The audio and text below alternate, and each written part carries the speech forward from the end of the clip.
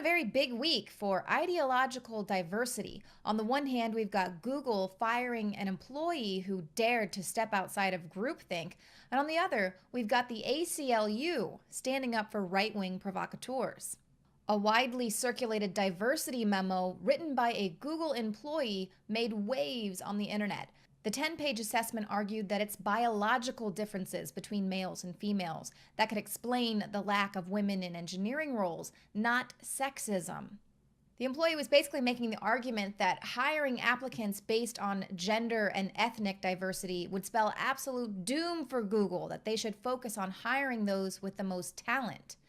Now, James Damore says he felt compelled to write this lengthy paper after sitting through diversity training that just didn't sit well with him. Damore argued that Google's leftist bias had created a PC monoculture that shames dissenters into silence.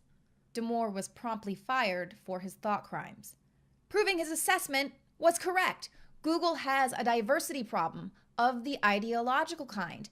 And this is very dangerous when we're talking about the most powerful company in the world when it comes to controlling information. Now, another former employee has come forward as well, saying that he personally witnessed leftists within Google suppressing anything non-PC from search results.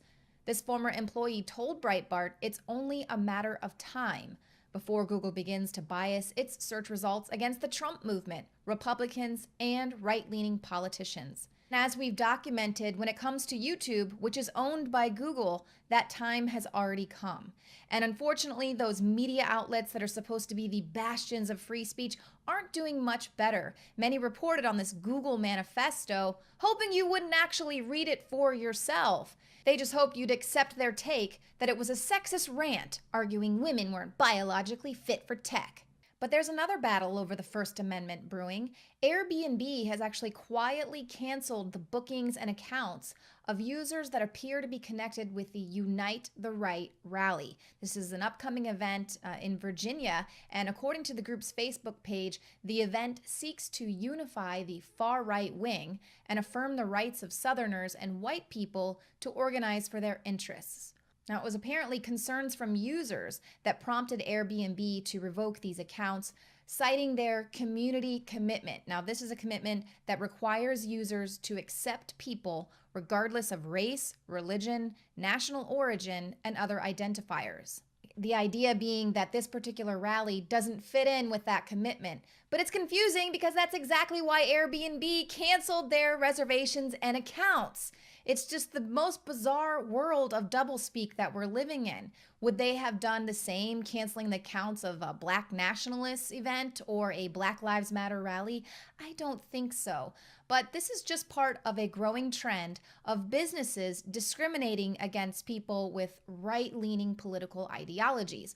But on the plus side, I can report about the ACLU, which is thankfully kind of moving away from their lefty political activism that has beleaguered them in the last few years.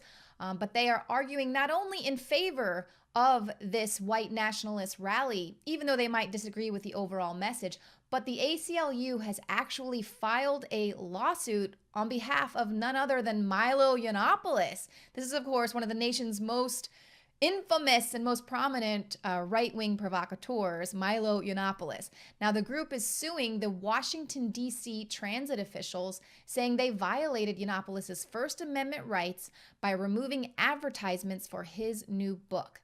Now, Milo isn't the only client listed in the lawsuit. DC Metro also blocked ads for PETA, an abortion provider, and the ACLU itself. Now, the ACLU openly disagrees with Milo's stance, but one of the attorneys behind this lawsuit called this one of the most beautiful illustrations of the indivisibility of the First Amendment. Lee Rowland says that it's important to defend speech we hate because that means the First Amendment tide rises for all of us, and added that when we give the government power to regulate speakers based on their identity or perceived level of offense, it reduces speech for all of us.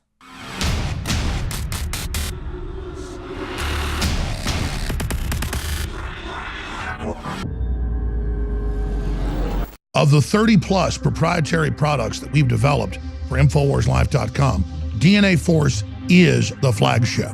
This highly advanced formula has been sold out for close to 6 months due to a worldwide shortage of the sought-after ingredients. Today, I'm very excited to announce that we have received a limited shipment of DNA Force, and despite the fact that we have been sold out for close to 6 months, I'm still discounting it 20% because I want listeners and viewers that haven't tried DNA Force yet to actually get a chance to see how amazing it is. You can't lose when you support the InfoWar and get great products at InfoWarsLife.com or by calling toll-free 888-253-3139.